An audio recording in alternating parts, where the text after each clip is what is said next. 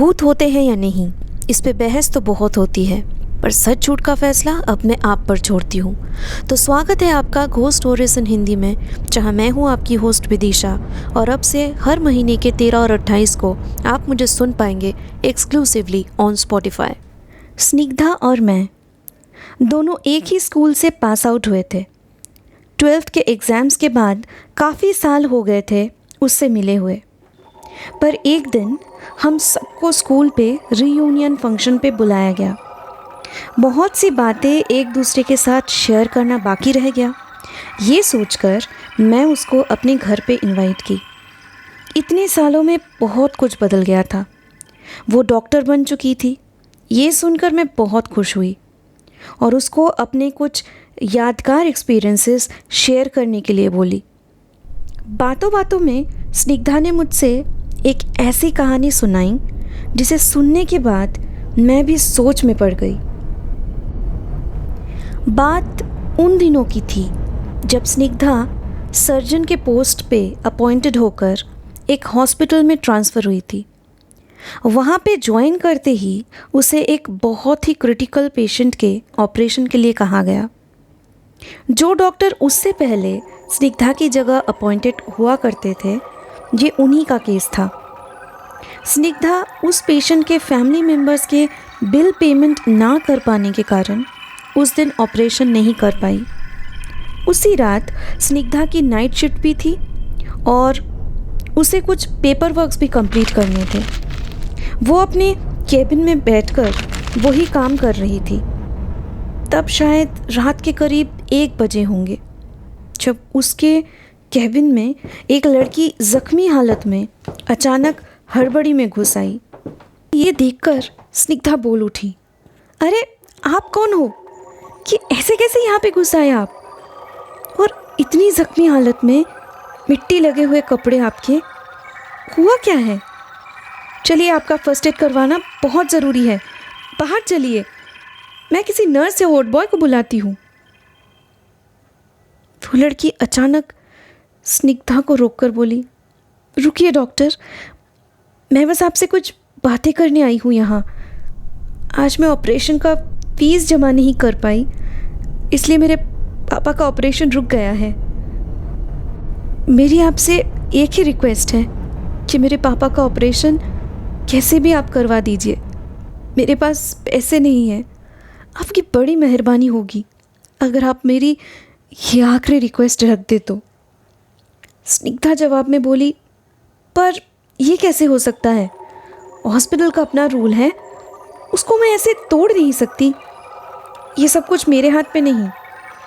मैं ऐसी कोई गलती नहीं कर सकती जिसके लिए मुझे खुद अपनी नज़रों में गिरना पड़े और मुझे उसकी सज़ा मिले। वो लड़की एक दर्द भरी मुस्कुराहट अपनी शक्ल पे लाकर बोली, मैं तो ऑपरेशन के लिए पैसे ला चुकी होती, पर मेरे साथ एक ऐसा हादसा हुआ कि मैं यहाँ पहुँच ही नहीं पाई।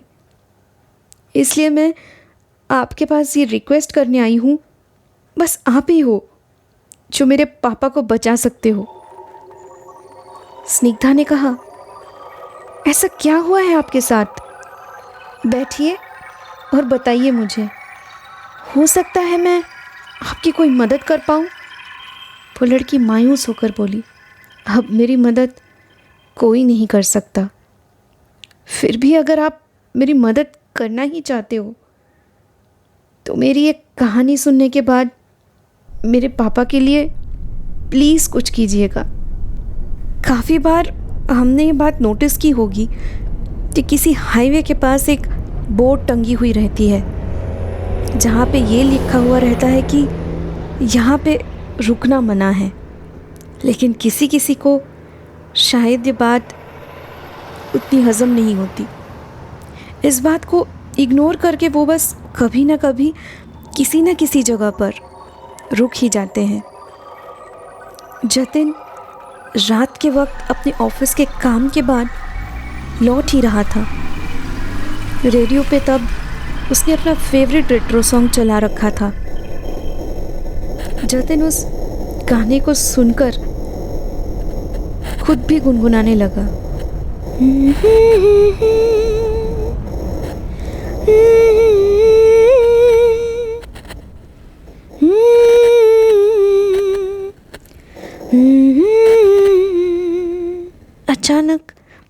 बीच हाईवे के पास उसे एक बहुत ही खूबसूरत लड़की दिखी जो शायद लिफ्ट के लिए इंतज़ार कर रही थी। जतिन को अच्छा लगा ये सोचकर कि अब ये सफ़र तन्हा नहीं काटनी पड़ेगी, क्योंकि वो लड़की अकेली भी थी।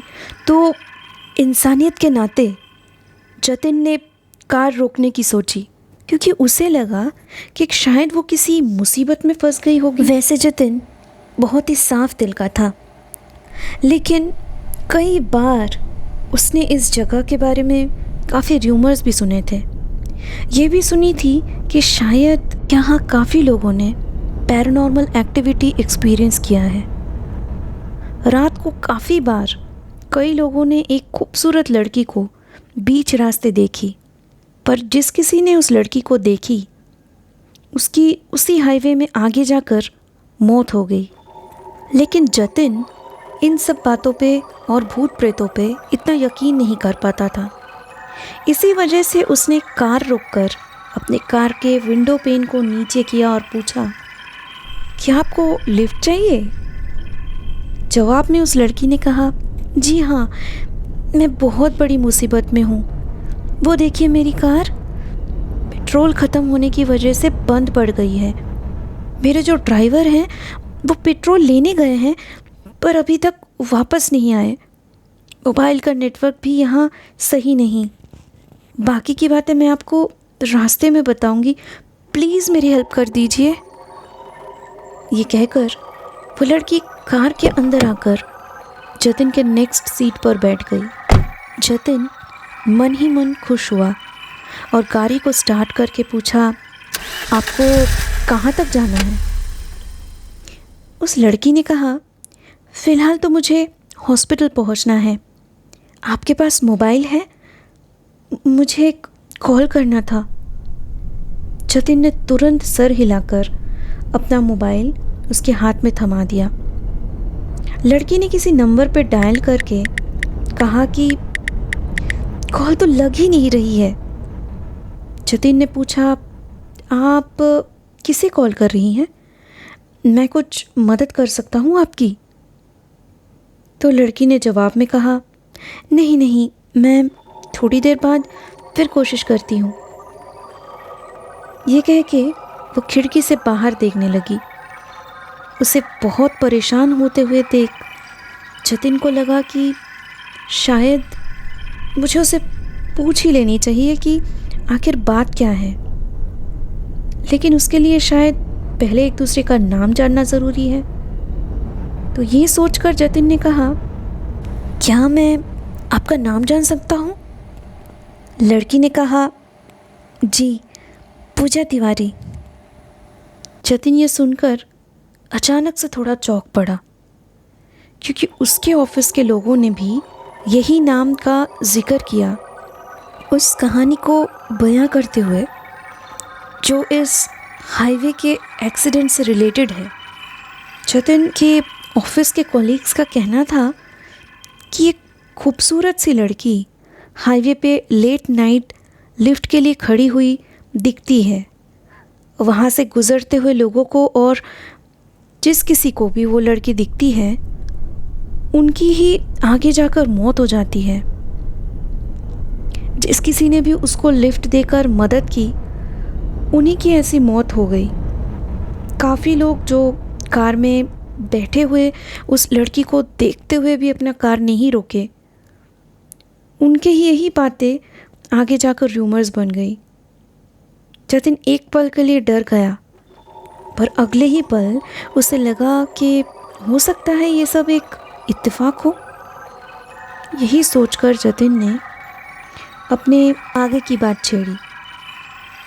वो बोला, मैं तो आज ऑफिस के काम में उलझकर लेट हो गया ऑफिस से निकलने में, वरना आज आपको मुझसे लिफ्ट नहीं मिल पाती, और ये रास्ता भी ठीक नहीं है, खास करके लड़कियों के लिए। यहाँ इतने रात को यहाँ खड़े रहना खतरे से खाली नहीं। कुछ दिन पहले यहाँ किसी की मौत हुई है, आपको पता है इस बारे में? पूजा ने कहा, अच्छा, पर मैं भी क्या करती, यहाँ अचानक से ये मुसीबत आएगी ये तो मैं सोच भी नहीं सकती थी। अपने पापा को हॉस्पिटल पे देखने जा रही थी, पर मेरे कार की वजह से सब गड़बड़ हो गई। ऊपर से मेरा ड्राइवर पता नहीं कहाँ गायब हो गया। जतिन ने सहानुभूति से कहा, ठीक है, अब आप चिंता मत कीजिए, अब आपको आपकी मंजिल तक पहुंचाना मेरी जिम्मेदारी है। आप अकेली जा रही थी क्या? पूजा ने जवाब में कहा, एक्चुअली इस शहर में मैं अकेली ही रहती हूँ। मेरे पेरेंट्स और पूरा परिवार दूसरे शहर में हैं, पर मेरे पापा का ट्रीटमेंट अच्छे से हो जाए यही सोचकर मैंने उन्हें यहाँ एक अच्छे से हॉस्पिटल में एडमिट की है। जतिन ने कहा, कहाँ काम करते हैं आप? पूजा बोली, मैं वो। जतिन उसको बीच में रोककर बोला, जाने दीजिए, ये ज़्यादा ज़रूरी नहीं। मैंने तो आपको अपने बारे में कुछ भी नहीं बताया। वैसे मैं भी यहाँ का रहने वाला नहीं हूँ। जॉब की वजह से मैं यहाँ अपने परिवार के साथ शिफ्ट हुआ हूँ। मेरा परिवार सिर्फ मेरी पत्नी और मेरा 2 साल का बच्चा है। मेरी पत्नी तो उसी हॉस्पिटल में एडमिट है जहाँ आपके पिताजी भी एडमिट है। मैं अपनी पत्नी को मिलने ही जा रहा था, पर कुछ रोज़ पहले कुछ ऐसा हुआ कि जतिन को बीच में रोककर ही पूजा बोल उठी, आपको कैसे पता कि मेरे पापा जिस हॉस्पिटल में हैं वहाँ आपकी पत्नी भी एडमिटेड है? मैंने तो आपको अब तक ये बताया ही नहीं कि मेरे पापा किस हॉस्पिटल में एडमिट है। जतिन मुस्कुराकर कहता है कि मुझे तो ये भी पता है कि आप एक लुटेरे गैंग की मेंबर हो।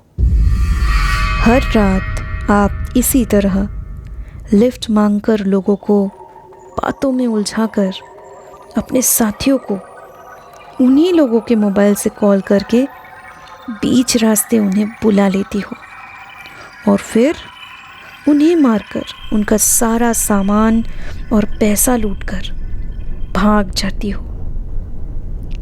इस बात से पूजा चौंक जाती है और डर के पूछती है, कौन हो आप? पुलिस? देखिए, मैंने जो भी कुछ किया वो मजबूरी में किया।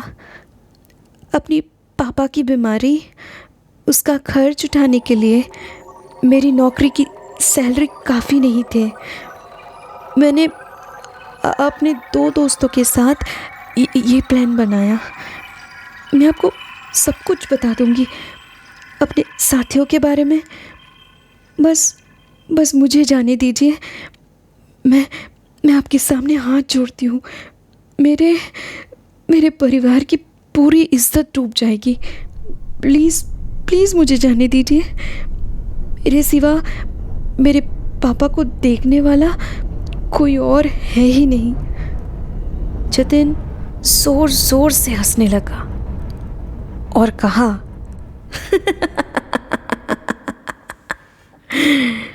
जब उस दिन मैंने आप सबसे ये कहा था कि मुझे और मेरी बीवी को जाने दीजिए, सब कुछ ले लीजिए, पर हम दोनों की जान मत लीजिए, तब सबसे पहले आपको ही लगा था कि ये करना ठीक नहीं, क्योंकि हम दोनों आपके लिए खतरा भी साबित हो सकते हैं। फिर आज मैं आपको क्यों जाने दूं?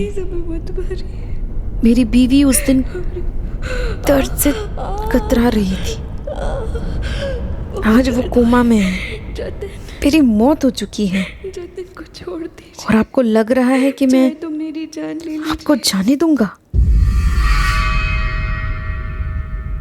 पूजा को ऐसा लगता है जैसे कि इस सर्दी की रात में भी उसके माथे से पसीने छूट रहे, उसके रोंगटे खड़े हो गए। वो धीरे धीरे जतिन की तरफ मुड़ी और उसका चेहरा देखने के लिए अपनी पलकें उठाई, पर वो देख नहीं पा रही थी जतिन के चेहरे को। क्योंकि अंधेरा बहुत ज़्यादा था। डर से कांपते हुए आवाज़ में पूजा बोली, मतलब मगर उसे तो हमने मार डाला था। फिर आप कौन हो? ये ऐसा कैसे हो सकता है? जतिन फिर बोल उठता है, यकीन नहीं हो रहा है ना? मुझे भी यकीन नहीं हुआ था कि मुझे आज ये मौका फिर से मिलेगा। इतनी जल्दी मुझे मेरी मंजिल मिल जाएगी। पर तुम्हें देखते ही मेरी खुशी का ठिकाना नहीं रहा।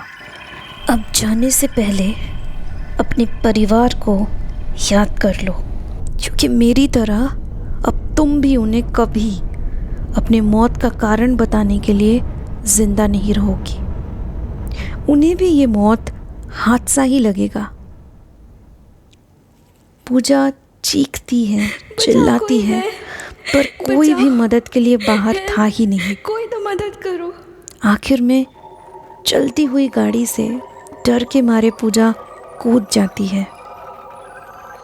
जख्मी हालत में पूजा अपने बंद होते हुए आंखों से देख पाती है कि वो कार अंधेरे और कोहरे में धीरे धीरे गायब हो जाती है। इतना बोलकर ही वो लड़की चुप हो गई।